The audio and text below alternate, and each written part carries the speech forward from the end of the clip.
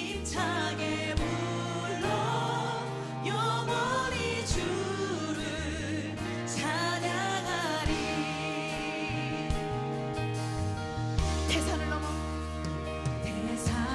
넘어 험곡에 가도 빛 가운데로 걸어가며 주께서 항상 지키시리.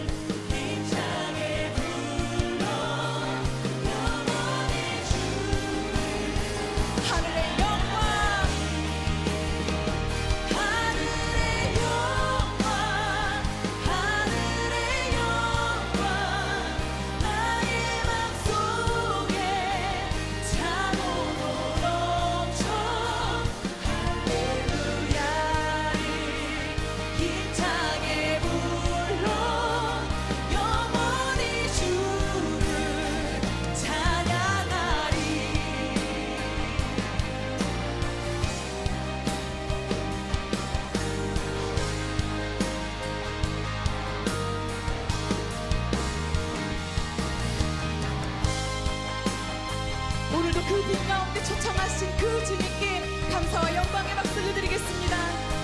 주님 감사합니다.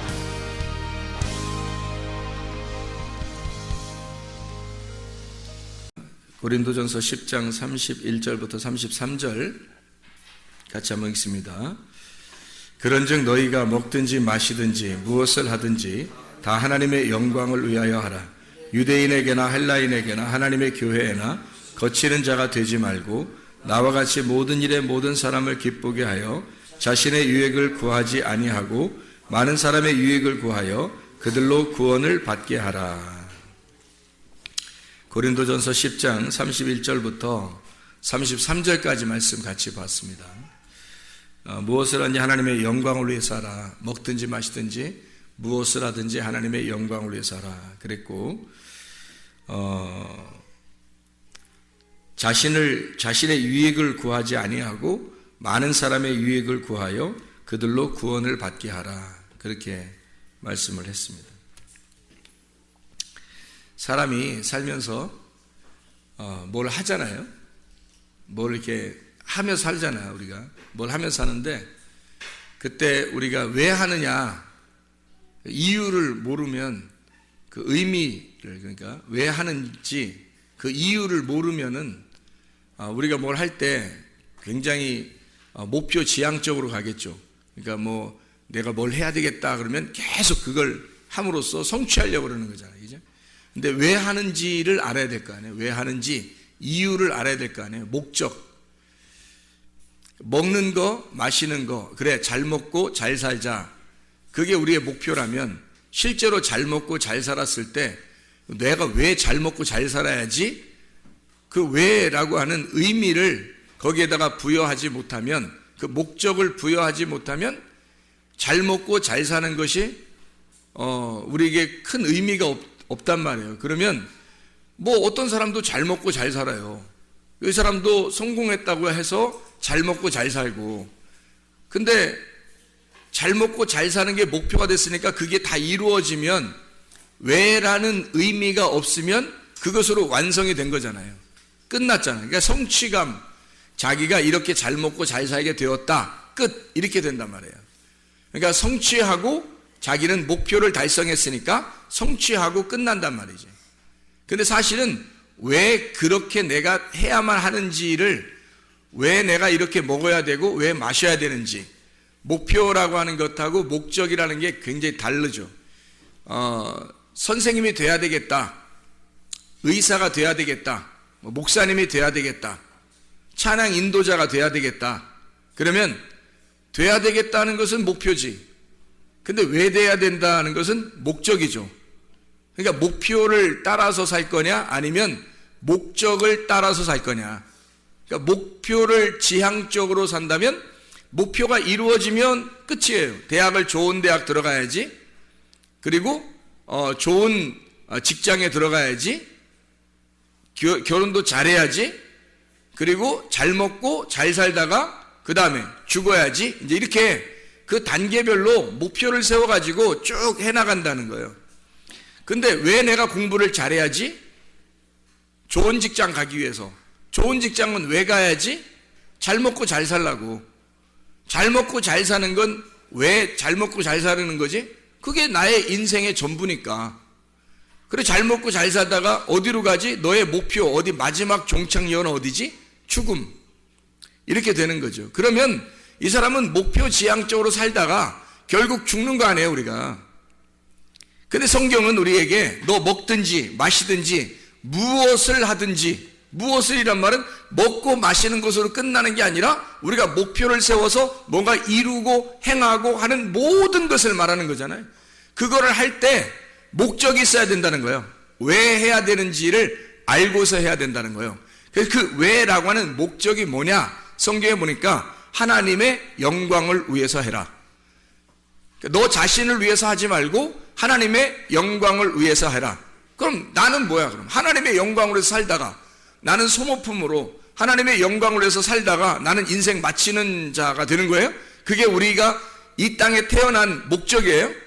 하나님을 위해서 나는 소모품으로 살다가 그 뭐 먹다 버린 이런 것처럼 이렇게 하나님 앞에 내가 쓰임 받았어요. 그리고서 나는 버려지는 그런 인물들이냐고. 그러니까 우리가 그렇게 태어났냐고. 그거 아닐 거 아니에요. 우리가 목적이 너 하나님의 영광을 위해서 하라는 말이 하나님 영광을 위해서 하라면 우리는 그러면 그 목적을 다 상실, 아무것도 뭐 하나님만 위해서 나는 아무것도 아니야 그럼? 여기에 33절에 보니까 뭐라고 되어 있냐면 고린도전서 10장 33절에 보니까 자신의 유익을 구하지 아니하고 모든 사람의 유익을 구해서라고 되어 있어요. 그럼 모든 사람을 유익을 구해서 여러분이 산다 그러면 다른 사람의 유익을 구해서 산다는 건 왜 그렇게 하는 거예요? 나의 유익을 구하지 아니하고 다른 사람의 유익을 구해서 이렇게 잘해주면서 산다는 거예요. 왜 그런 거예요? 왜 그렇게 사는 거죠? 그게 자기를 위한 거니까.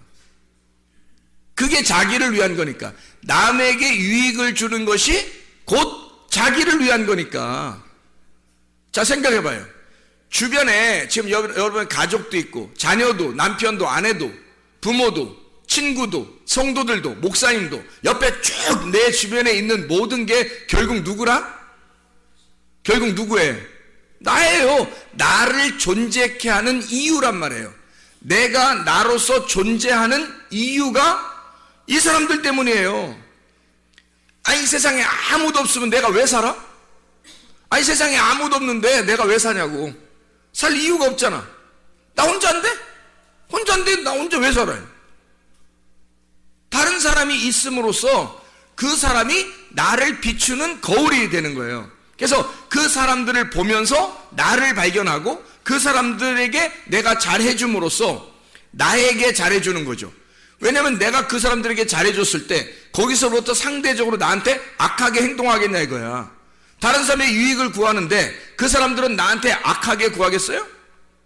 아니죠. 내가 유익을 구해주면 그 사람들도 나를 위해서 유익하게 산단 말이죠. 그러니까 서로 상호 간에 관계가 형성되는 거예요. 사람이 어떨 때 행복한 거예요? 관계가 형성될 때 행복한 거예요. 아무 관계가 없이 자기 혼자 왕따 당하면 어때요? 행복해요? 아니에요. 왕따를 시키든 왕따를 당하든 불행한 거예요. 왕따는 혼자 하니까 다른 사람과 관계를 맺고 산다는 것이 행복이란 말이에요.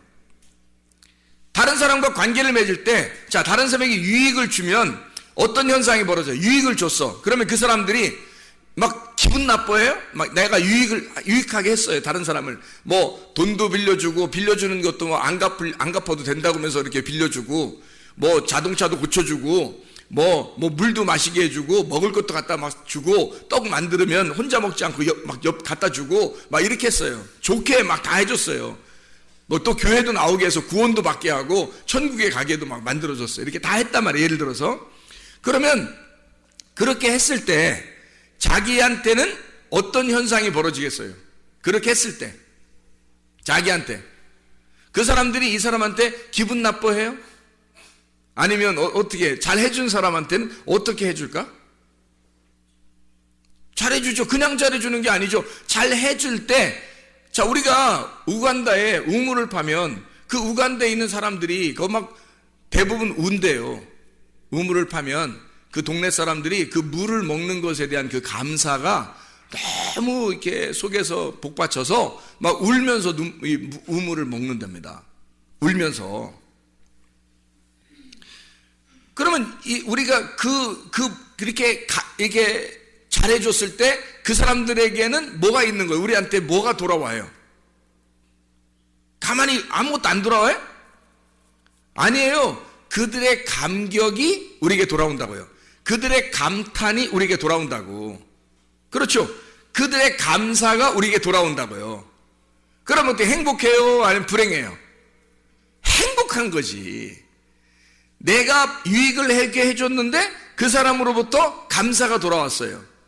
감탄하고 있어요. 그들이 막 엄청 감사하고 기대하고 막 감격해요.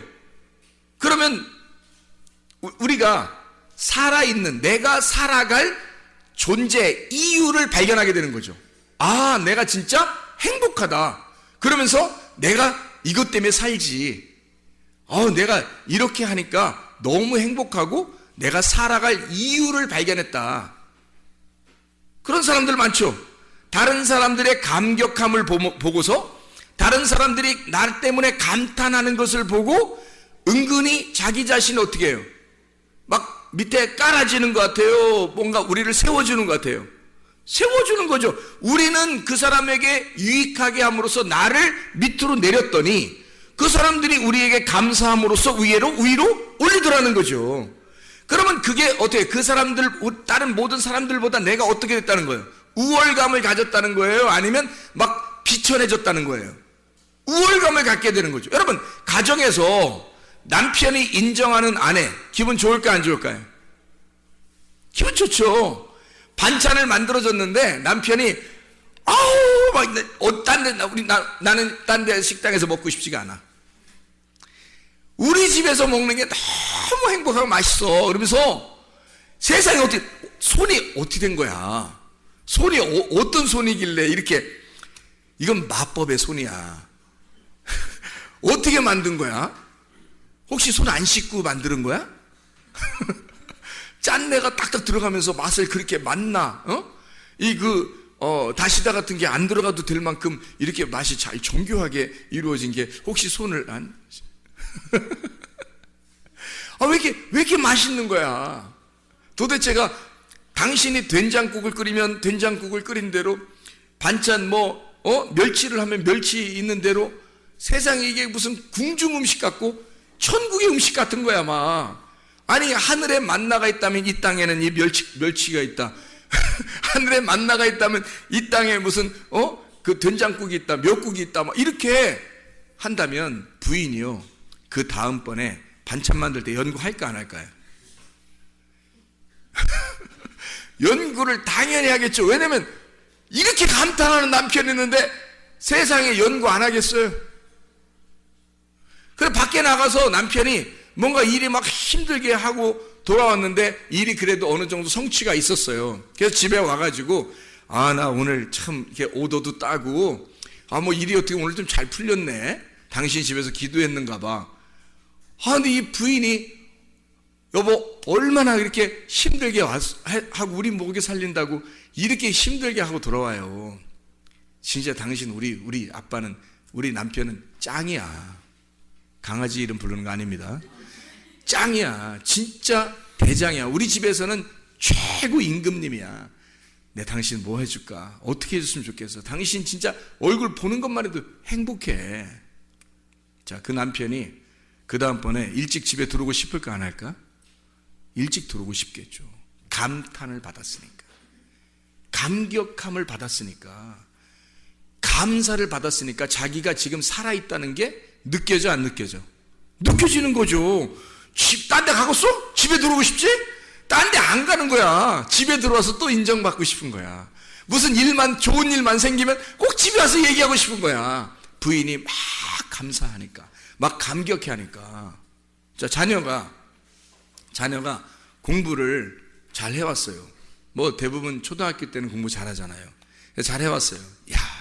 우리 집에 천재 낳는가 봐. 우리 천재 낳는가 봐. 너 어떻게 엄마보다 아빠보다 더 훌륭한 것 같아. 넌 진짜 될 사람이야. 야, 대단한데?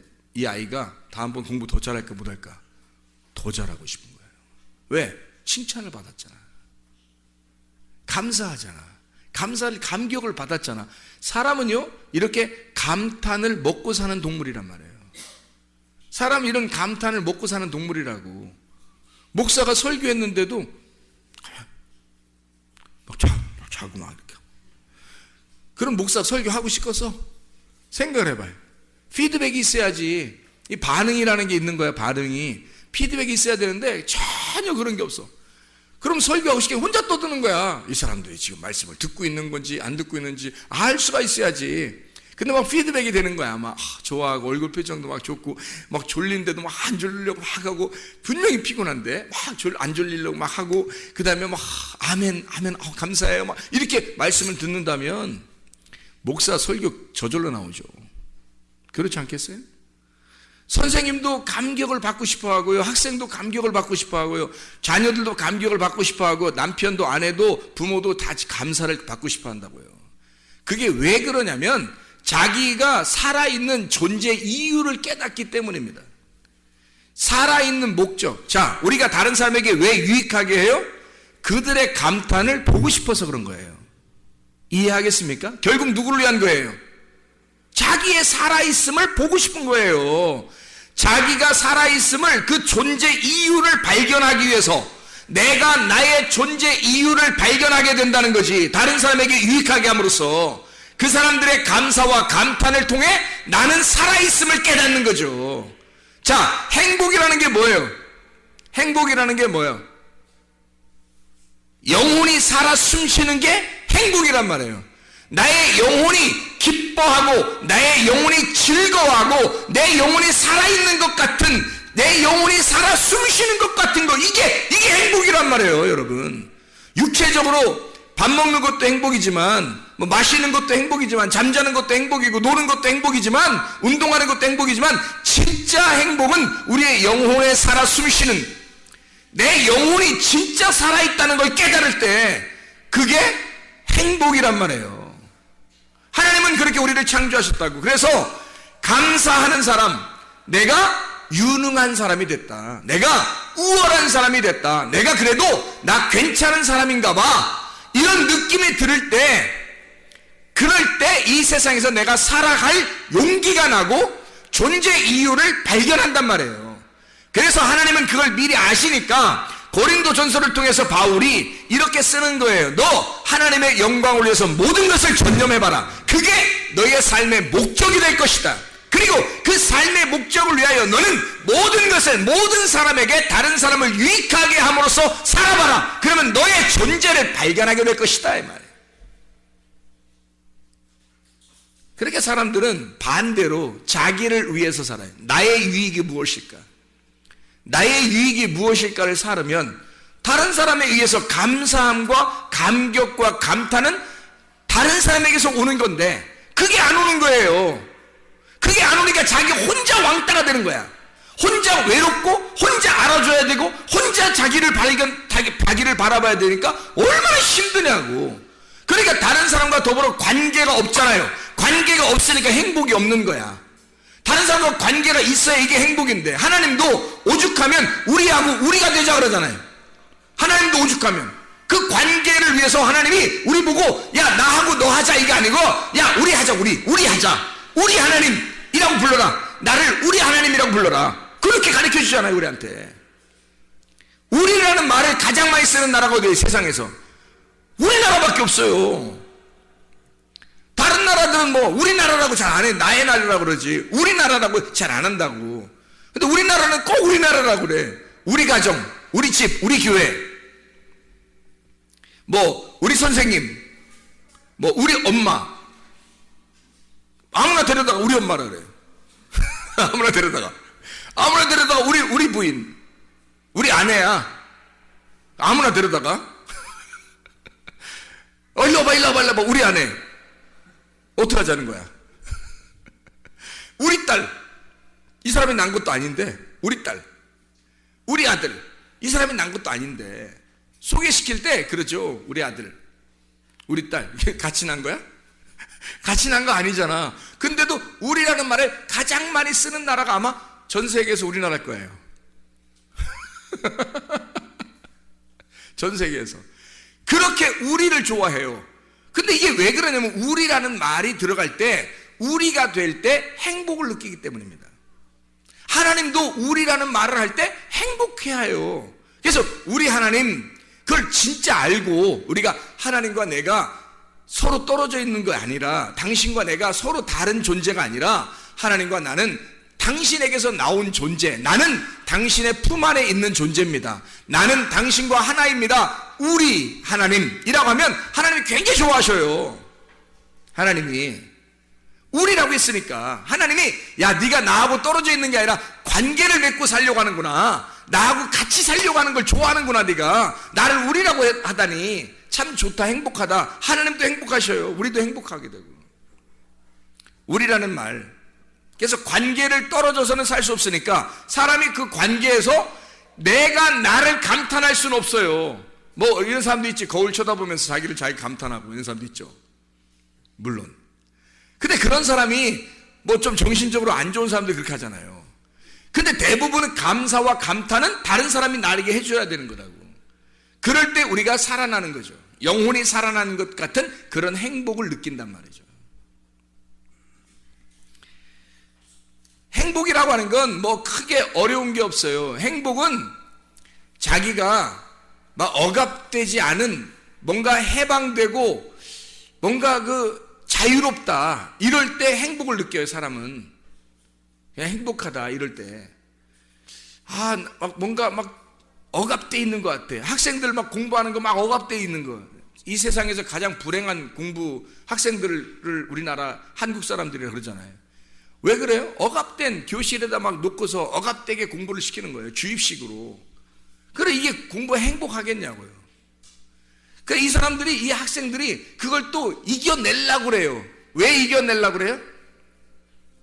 아니, 공부할 때 그 억압된 그 공부가 안 좋은 거야, 싫은 거야, 그게. 학생들한테 행복은 뭐냐면 자유해야지 행복이에요. 야, 알아서 공부해. 알았어요. 알아서 할게요. 숙제 알아서 해. 예, 알아서 할게요. 공부 알아서 해. 예, 알아서 할게요. 이게 굉장히 행복한 거거든요. 공부를 자유롭고 자기가 하고 싶을 때 하는 거, 자기가 자기의 주도적으로 할 수 있는 거가 되면 재밌죠. 근데 재미가 아니라 막 주입을 시켜요. 콩나물 같이 딱 교실에다 막 놓고, 어떤 학교는 창살도 있고, 그래서 딱 갖다 가둬놓는다고요. 그래 놓고 거기다 공부를 시켜놓고 이거 외워야 돼. 막 공식도 막 적어놓고 그거 외워야 돼, 무조건. 그래야 성적이 나오게 만들어놔요. 그리고 숙제도 그렇고요. 그렇게 억압돼 놓으면은 이 학생들이 기분이 좋겠냐고. 행복하지 않죠. 왜 그래요? 왜 안 행복해요? 누가 시킨 거니까. 억압된 거니까. 별로 재미가 없는 거란 말이에요. 근데 그거를 학생들이 다, 우리나라 학생들은 세상에서 보기 드물게 참아내요. 그것 또한 신기한 거지. 아마 다른 나라는 이렇게 했으면 별로 아마 이런 시스템을 별로 인정하지 않았을지도 몰라요. 그 분위기 자체가 그러니까. 가정도 그렇고. 근데 우리나라 학생들은 그걸 꿋꿋하게 참아요. 중학교, 고등학교 6년 동안을. 진짜 초등학교까지 합하면 12년 동안을 참아요. 왜 참을까요? 왜 참을까? 네? 왜 참을까? 그냥 참으라고 하니까. 그냥 참으라고 하니까 참아요? 그럼 왜 참아요? 여러분, 왜 그걸 참아내면서 그걸 어려운 공부, 별로 행복하지 않은 공부를 그렇게 해야 돼? 왜요? 왜 참아내냐면 미래를 보장하기 위해서예요. 지금 내가 참으면 미래가 보장될 것 같은 거야. 그러니까 앞으로를 위해서 지금 내가 조금 참자, 조금만 참자, 조금만 참아내보자, 조금 기다려보자. 그럼 어디가 보장되니까? 미래가 보장될 것 같으니까.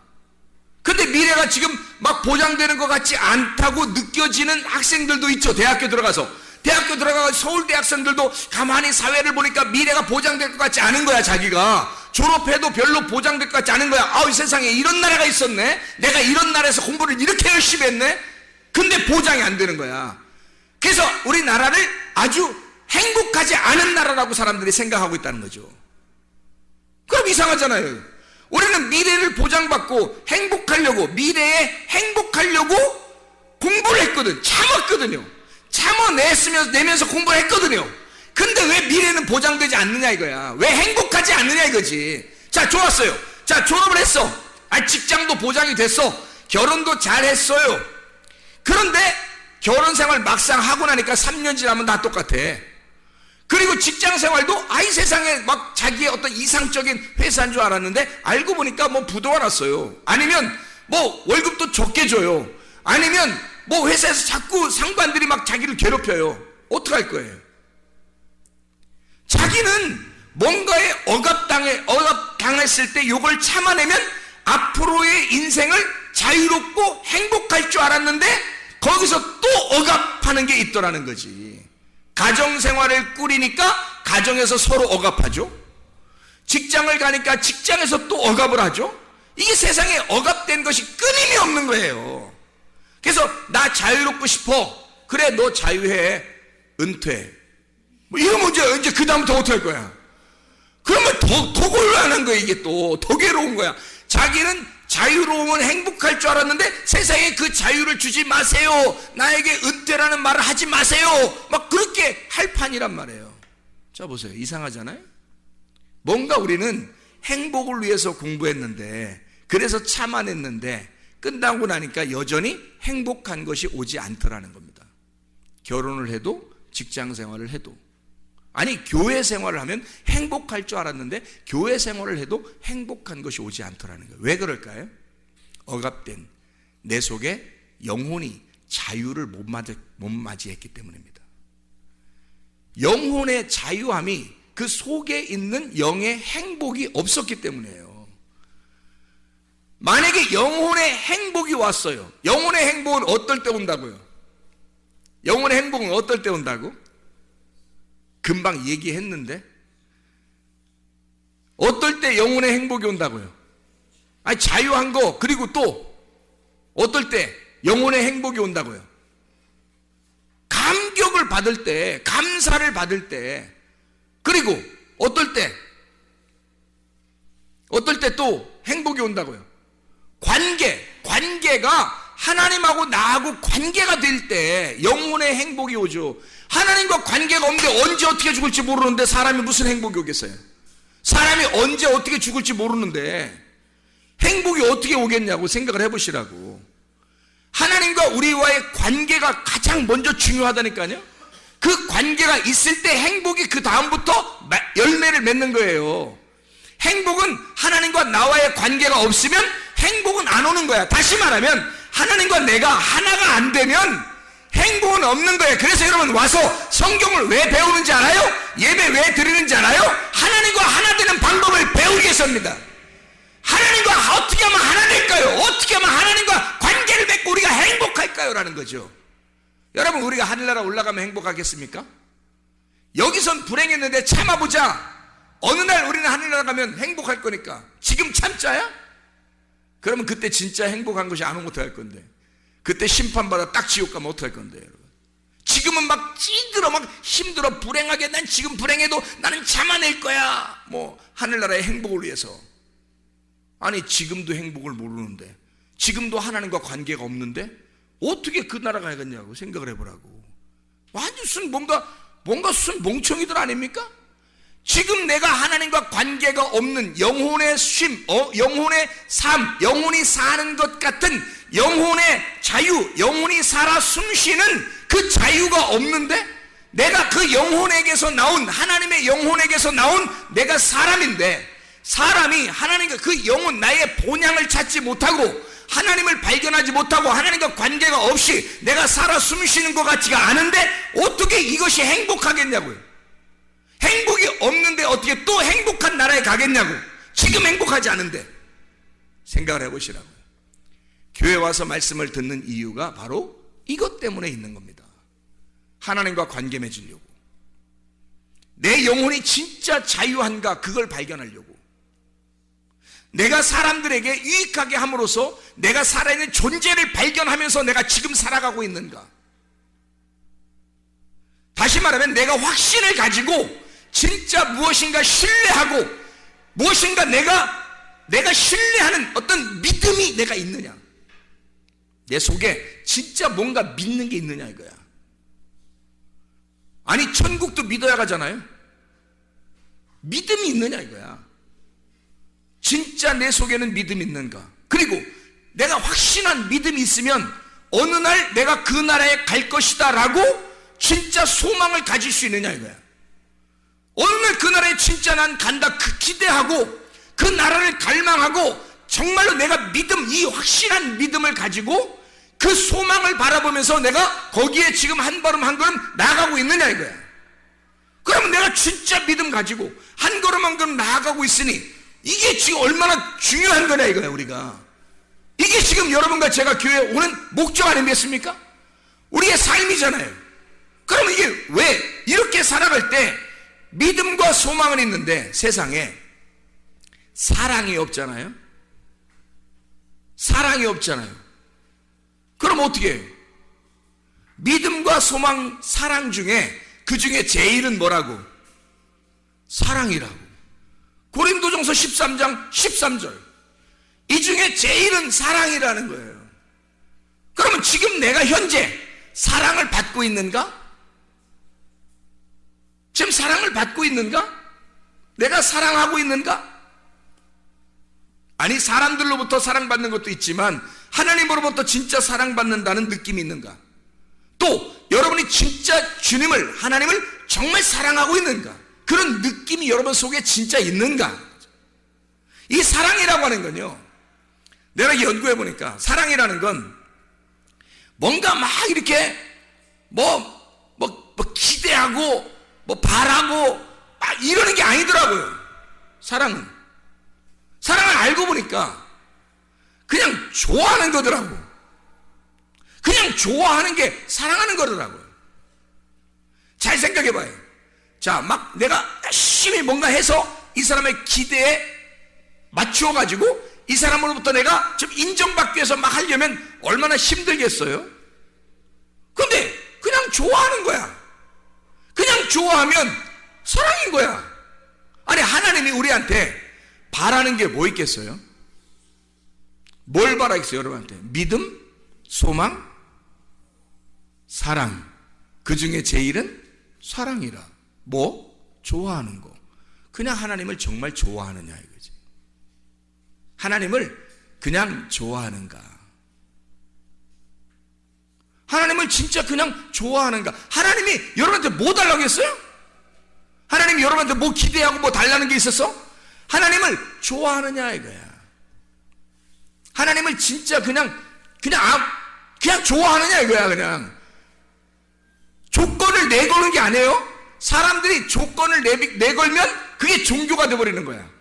조건을 내걸으면 네가 이렇게 해주면 내가 사랑할 거야. 네가 요 정도 해주면 내가 좋아할 거야. 그러면 조건을 내버렸잖아요. 그건 사랑이 아니지. 그건 그냥 좋아하는 게 아니잖아. 하나님이 우리를 좋아하는데 어떻게 좋아하냐면 나는 그냥 니네가 좋아. 하나님이 우리한테 야, 나는 그냥 너네가 좋아. 그냥 좋아. 네가 어떻게 해도 좋아. 그래서 오신 거예요, 주님이. 나는 그냥 니네가 엄청 열심히 나한테 어떻게 해서 나 좋아하는 게 아니라 그냥 나는 니네가 좋아. 그런 거잖아요. 그게 사랑이죠. 하나님의 사랑은 기대하지 않는 사랑이라고. 근데 다 남녀들도 보면 다 기대를 해. 그래서 기대하니까 어떻게? B로 시작하는 게 있는데, 기대하니까 B로 시작하는 게 있어요. 뭐예요? 삐져요. 금방 삐져요. 금방 짜증내고 금방 화를 내요. 왜? 기대를 한 게 있단 말이에요. 이 사람이 나한테 이렇게 해주기를 기대하고 있는데 안 해준 거야. 말을 부드럽게 해야 되는데 조금 세게 나온 거야. 그럼 내가 기대하는 건 부드러운 건데 조금 세게 나왔어요. 기분이 안 좋죠. 그럼 B로 시작하는 게 딱 나오는 거죠. 자기도 모르게. 왜? 내가 기대했으니까. 나한테 당신이 요 정도 해줄 때 나는 당신을 이렇게 사랑하겠다고 결심을 했었거든. 그런 결심을 했기 때문에 이건 조건이 돼버린 거예요. 조건적 만남.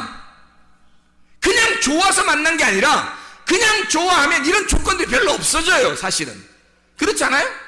그냥 좋아하면 이런 조건들을 별로 내걸지 않는다고. 그냥 좋아하는 거라고.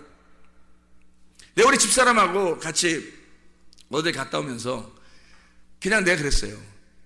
우리 집사람이 저보고 아이고 우리 귀하신 최 목사님 시간을 많이 이렇게 뺏겨서 어떻게 해요? 그래. 나보고 내가 워낙 그냥 성경 보고 이러니까 그래요. 그래. 내가 뭐라 그러냐면 내가 성경 보는 것도 너무 행복하고 좋은데 당신하고 이렇게 같이 얼굴을 맞대고 어디를 갔다 온다?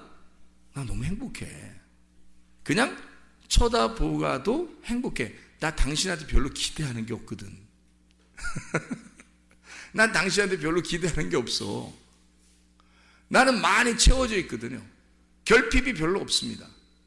하나님으로부터 영혼이 내가 살아 숨쉬는 것과 같은 느낌을 가질 때 내게 부족함이 없는 겁니다, 여러분.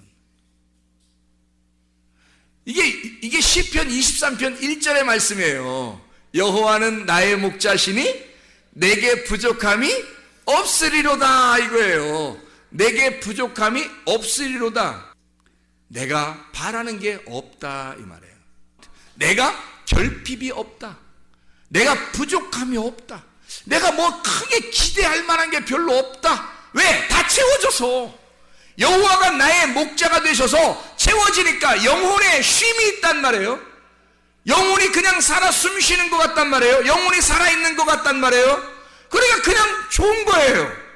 이렇게 해도 좋은 거고, 시간이 좀 딜레이 돼도 괜찮은 거고, 이러면 이런 대로 그냥 이렇게 오늘은 또 이렇게 지내라고 하는 건가 보다. 하나님이 또 오늘은 이런 뭐 국밥을 먹고 싶었는데 오늘은 국수를 먹게 되었다. 하나님이 또 이렇게 먹으라 하는가 보다. 이러면 되는 거잖아요.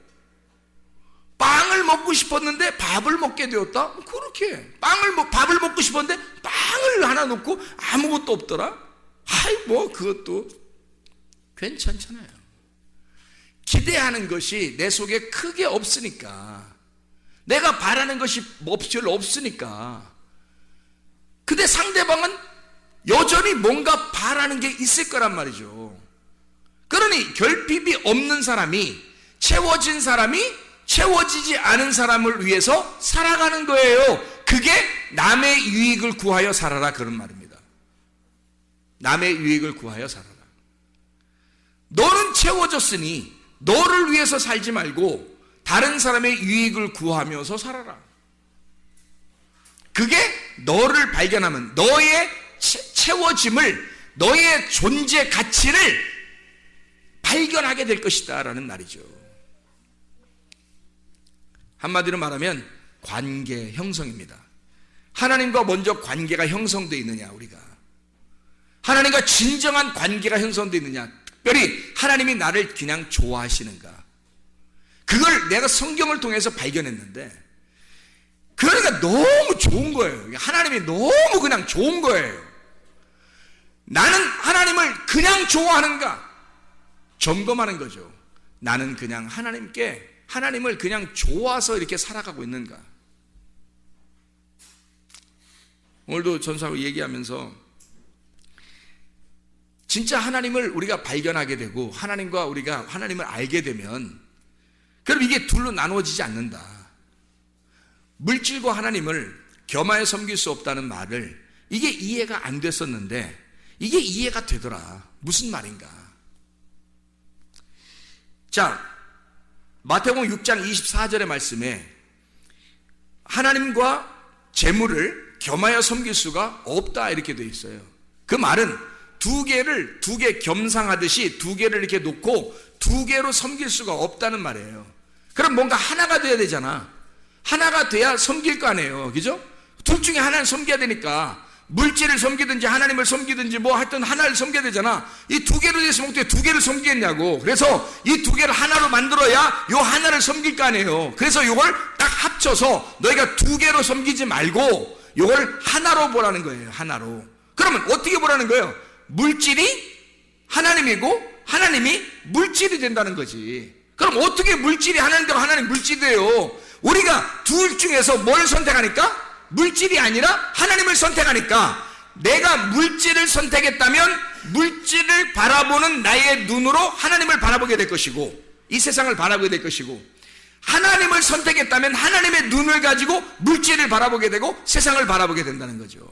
그러면 어디 눈을 갖느냐에 따라서 달라지는 거죠. 땅의 눈을 가지고 있으면 땅의 것이 보이는 거지. 그러니 하늘은 여전히 계시고 땅은 여전히 내게 보이는 눈에 의해서 보이게 되는 거고, 그러면 두 개로 나눠져 있죠. 근데 내가 하늘로 올라가 버리면, 위로 붕 떠버리면 말이에요, 이 밑에 있는 것이 아주 별 의미 없이 그냥 조합되어 있다는 말이에요.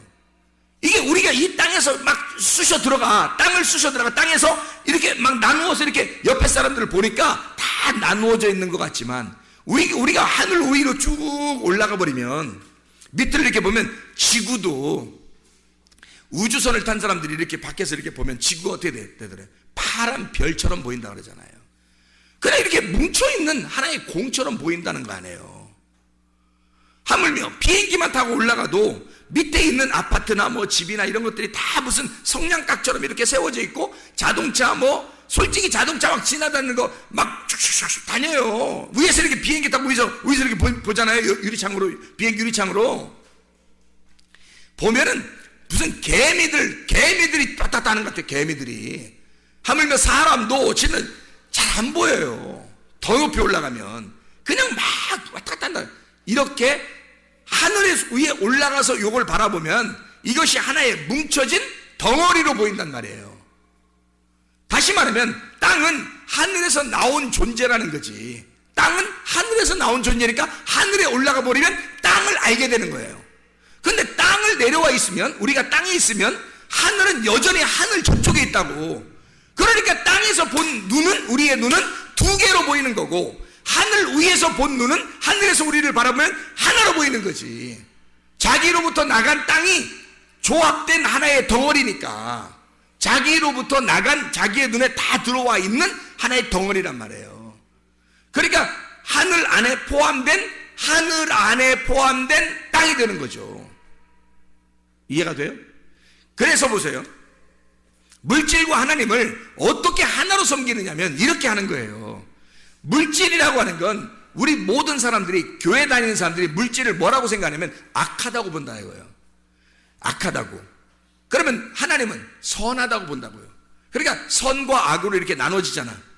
근데 이 물질을 악하다고 보지 말고 이렇게 보란 말이에요. 어떻게 보느냐 보세요. 물질이 악한 게 아니라 하나님이 우리에게 주신 건데, 이것을 뭘로 보냐면 하나님이 이 물질에 들어와 버리면, 하나님이 물질에 들어와 버리면 어떻게 되겠어요? 하나님이 물질에 들어와 버리면 물질과 하나님이 같이 있는 거죠. 그러면 보세요. 자, 물질을 악하게 받고 하나님을 선하게 받는데 이 하나님이 물질 안에 와 보니까 물질과 하나님이 하나더라 이거야. 이렇게 하나로 보라는 거야. 자, 이걸 이유를 설명해 줄게요. 요한복음 1장 14절에 말씀이 뭘로 왔죠? 육신으로 옵니다. 육신은 악한 건데, 육신은 악하고 말씀은 선한 건데 어떻게 말씀이 악한 육신에게 와요? 이상하잖아. 그렇죠? 말씀이 육신에게 들어왔단 말이에요. 그것은 말씀이 육신 안에 들어올 때 말씀과 육신이 하나가 되어버린 거예요. 어떻게 된 거예요? 말씀은 살아있는 거고 육신은 죽은 거거든. 살아있는 게 이 죽은 것 속에 들어와 보니까 이 죽은 게 살아나더라는 거지. 자, 창세기 2장 7절에는 흙을, 가루를 내가지고 거기에다가 하나님의 생기가 집어 들어가니까, 말씀이 들어가니까 어떻게 돼? 흙이 살아나더라는 거야. 그게 사람인 거야. 그러면 사람은 뭘로 이루어졌다는 거예요? 선과 악으로 이루어졌다는 거지. 말씀이 육신이 되어서 이루어진 게 사람이라는 거지. 이해가 되겠어요? 그러니까 하나님과 물질이 하나로 이루어진 것이 사람이더라는 거야. 하늘이 땅에, 하늘에 있는 빛이 땅이라는 어둠의 침투에 들어와요. 이게 요한복음 1장 5절 9절의 말씀이야. 근데 사람들이 깨닫지를 못하는 거야. 빛이 왔는데, 어둠 속에 빛이 와버렸는데 어둠 속에 빛이 오니까 빛과 어둠이 하나가 된 거예요. 근데 사람들이 못 깨닫는 거야 이게. 창세기 1장 2절 3절에도 땅이 혼돈하고 어둠 가운데 있는데 빛이, 하늘에 있는 빛이 그 땅에 온다는 거야. 똑같은 말씀 아니에요? 자, 그러면 이 악한 땅에, 혼돈스러운 땅에, 공허한 땅에, 흑암인 땅에 빛이라는 선이, 빛이라는 하나님이 들어오신단 말이에요. 그러면 이 땅이 어떻게 되겠어? 거룩한 창조가 되는 거지. 부활하죠. 그게 거듭남입니다. 하나님의 말씀이 여러분 속에 들어와 버리면 나는 원래 악해. 우리들은 악하다고요. 분명히 결함이 있어요. 나는 결핍이 없다고 그랬지 내가 결함이 없다고는 안 했어요. 이해가 됩니까? 우리나라 말, 결핍은 내가 없어요. 나는 부족함이 없다고요. 여호와가 나의 하나님이 되시고 나의 목자가 되시니 나는 부족함이 없으리로다. 나는 더 이상 다 하나님으로부터 채움을 받으니까 별로 부족함이 없고 결핍된 건 별로 없단 말이에요. 근데 나는 여전히 결함이 있다고요. 결함이 있는 자라고, 부족함이 있는 자라고. 어떤 부족함? 뭐 안 채워져서 부족함이 있는 게 아니라 죄를 지을 수밖에 없는 육체라고 하는 것은 여전히 있다는 얘기예요. 그러니 보세요. 말씀이, 내가 말씀을 들을 때, 자, 하나님의 말씀을 들을 때 그 말씀이 내게 왔어요. 나같이 결함이 많은 결함투성이인 나에게 하나님의 말씀이 내게 들어오니까 세상에 내가 결핍이 없어진 거예요. 하나님이 채워지니까 나라는 존재가 상당히 행복해진 거죠. 영혼이 살아 숨쉬게 된 겁니다. 내가 살아난 거예요. 살아났는데 여전히 나는 결함이 있지요. 다시 말하면 살아났다 이 말을 몇 번째 부활이라고 그래? 첫 번째 부활이라고 그래. 예수 그리스도가 부활하신 그 주님이 나에게 들어오시니까 나는 결함이 있는 나에게, 육체인 나에게 말씀이 들어오니까 부활이 일어났단 말이에요. 그게 첫 번째 우리에게 일어난 부활이라고요. 그러니까 보세요. 이것을 첫 번째 부활을 계속해서 이걸 유지해. 이 말씀이 나한테 들어왔는데 나는 결함이 있어요. 결함이 있는 사람이야. 근데 말씀이 들어왔어. 이 말씀이 들어온 내가, 결함이 있는 내가, 물질은 물질이고 하나님은 하나님이에요. 이 하나님이 물질과 하나가 됐단 말이야. 그렇게 섬겨야 된다는 거예요. 내가 무슨 말인지 알겠죠? 그러면 하나님의 완전한 하나님이 나에게 결함이 있는 나에게 들어와서 나를 완전케 만드는 게 아니라 온전하게 만드는 거야. 온전하게. 그냥 거룩하다고 인정하는 거죠. 그렇게 하나님이 나의 목자가 되시니까 내겐 결핍, 부족함이 없어지는 거란 말이죠. 그 주님을 의지하고 사니까. 이것이 내가 죽을 때까지 끝까지 쫙 가잖아요. 그러면 내가 딱 죽는 순간 그게 두 번째 부활하게 된단 말이죠. 이 사망의 권세를 지금 내가 살아가고 있을 때 이 사망의 권세를 이기면 이기는 자가 되는 거야. 이제 성경 요한계시록에 이기는 자가 되는 거야. 끝까지 이기는 자가 돼서 인내로 너희 영혼을 얻을 것이다 해서 끝까지 이겨내면 둘째 사망이 우리를 지배할 수가 없다. 너를 둘째 사망이 공격할 수가 없고 너는 그냥 이 첫째 부활의 삶이 그대로 살아간다. 이게 두 번째 하늘에서의 부활의 삶이란 말이에요. 그래 우리는 이 땅에서 부활의 삶을 살아갈 수가 있다고요. 그게 우리의 땅에서의 진정한 행복이고 이게 땅에서의 영혼에 살아 숨쉬는 행복이란 말이에요. 이게 여러분 속에 없다면 안 되는 거죠. 왜냐하면 그건 불행한 거고 미래가 확실치 않은 겁니다. 지금 현재 뭘 어떻게 살아야 될지도 모르는 거예요. 진짜 좋아하는 게 뭔지를 모르고 나의 결핍을 채우려고 엄청나게 막 아둥바둥하고 자녀를 통해서 내 결핍을 채워보려고 그러고 자기의 남편을 통해서 채워보려고 그러고 아내를 통해 채워보려고 그러고 친구를 통해 채워보려고 그러고 돈을 통해 채워보려고 지식을 통해 채워보려고 한단 말이에요. 채워지나요? 하나님에게서 나온 인간들이 하나님으로 채워지지 않으면 영혼의 결핍은 절대 채워지지 않습니다. 그래서 막 이 땅에서 아둥바둥하며 살게 되죠. 그러니까 미래가 불확실하죠. 사랑하지도 못해봤죠.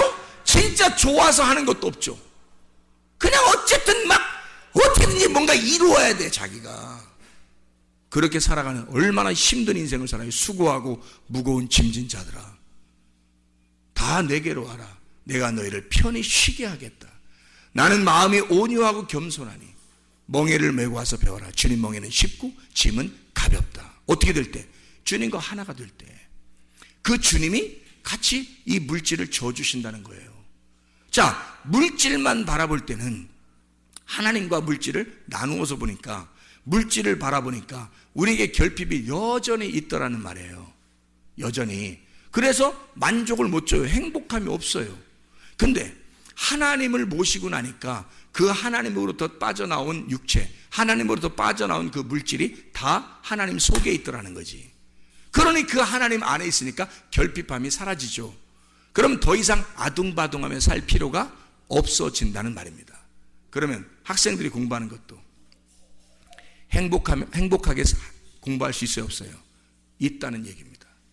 행복하게 공부할 수 있다는 얘기예요. 자, 보세요. 학생들이 공부할 때 미래를 위해서 공부하죠. 그런데 지금은 뭐예요? 지금 인생은 다 버려버리는 거예요. 지금 인생은 버리고 내가 나중 몇 년 후에 그때를 위해서 지금은 나는 어쨌든 고통을 받아야 된다. 이겁니까? 하나님이 과연 그런 식으로 공부하라고 만들었을까 우리를? 아니잖아요. 지금도 행복하게 공부할 수 있다는 얘기입니다. 자기가 만족한 하나님의 영혼이 채워졌을 때, 만족한, 그래서 어떤 걸 해도 행복하고 기쁘고 즐거움이 있을 때, 즐거움으로 하는 것들, 진짜 행복한 거죠. 공부를 해도 행복하죠. 결혼을 해도 행복한 거죠. 직장을 가도 행복한 거고, 돈이 있어도 별로 없어도 행복하게, 삶이 행복한 거죠. 근데 주님이 없으면 이 세상의 결핍 때문에 힘들어요. 그래서 자기는 막 아둥바둥하며 살게 돼 있습니다. 그럼 우리는 불행을 끌어안고 사는 거예요. 그래서 미래 어느 날 나는 잘 돼야지 해서 지금 막 고통을 감수하는 겁니다. 사람들이요. 야, 조금만 참어. 자녀들한테도 그러죠. 우리 그 남편 아내들은, 야, 우리 조금만 참읍시다. 그러면 어느 날 행복하게 올 거예요. 뭐 이러죠. 지금은 뭐예요? 지금은 행복할 권리가 없나요? 지금 우리는 행복할 권리가 없는 거예요?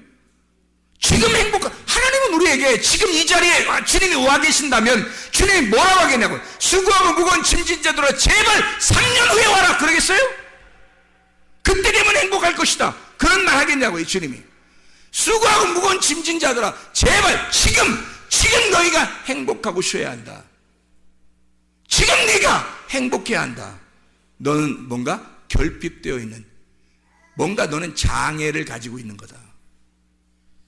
정신적인 장애, 결핍이 있는 거야.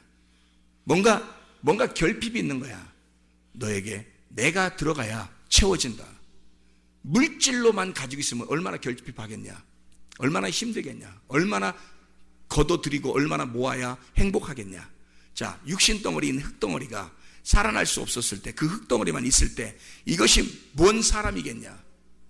생기가 들어갈 때 비로소 흙덩어리가 살아가는 거예요. 흙덩어리가 살아간다고. 이 땅에서 천국이 흙덩어리에 들어와서 여기서 천국을 살고 있는 거라고. 그 사람이 물질에 하나님이 들어가셔서 여기서 그 물질이 천국처럼 살아가는 거라고요. 이게 이해가 되십니까? 말씀이 육신이 돼서 오셔서 이 살아있는 그 삶이 천국이라고요. 그게 천국이 이 땅에 내려오신 거라고요. 여러분 속에 하나님의 천국이 여러분 속에 임해야 행복하다고요. 그 결핍함이 없어지고 행복이 찾아온다고요. 진짜 행복이. 여러분 먹든지 마시든지 무엇을 하든지 하나님의 영광을 위해서 하라. 너의 유익을 구하지 아니하고 모든 사람의 유익을 구하여 너의 존재 가치를 발견해라. 진짜 행복을 구하라. 진짜 행복이 무엇인지 발견해라. 기도하겠습니다.